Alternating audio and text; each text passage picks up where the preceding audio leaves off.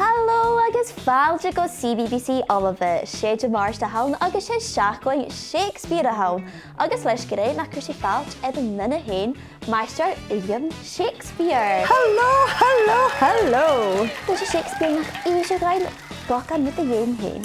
Wel, sgríf mi fasc cered jolaf chluich haris me bheithe agus chruich mi tuimiisiil míle de seaciad facail úd. Wow! Nus Uilleam ha ceist nó ga ac yn gyd. Sgrifu ymydwch jolaf chluich ach di yn iar y biar lad. Jo heist ga ridw. Stocha Hamlet, no. Macbeth. De aciad? Siamwn i genera. De. Macbeth? Wat wil u as de hiel?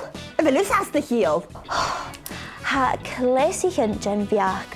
Ma hanes tu yn nanam sin sy'n haich lwych gynig droch orst an orst is leis y sin sé yn iala chluich albanoch a hym ystwyra. Droch orst an? Yn iala chluich acwmse? Coig ysgrifis mi son garan y hwcar. Siogaif y coig cremagan mwy ar carriage Uilleam Shakespeare. Eg adw y coig fa Uilleam Shakespeare posta eg an agus fa trwy'r chloniach. Ha sin fydd biad sin Susanna, Judith agus Hamlet. Eg adw y cehed tymichlar coig hiad diag o gyda coig ba siach blian na awn farnoch rwy'n fystochach clorich jys yn miawn miing Shakespeare. Benne blian ich yn caidje hek lwc iachtriore. Agus y foliwr son ischwain, di fa si dianw yn orsyn? Cool de vigish. Eg adw y tri fa y hiad bawni ialasach gyma mesol at na jolaf yn clwyche ege. Ha sin chofis y gos. Eg adw y ga ysgrifach am fod cered jolaf clwych.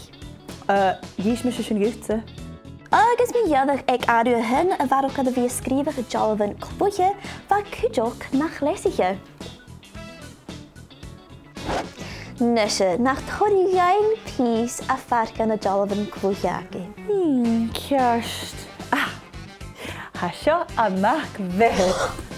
Haus gyneim. Fodd.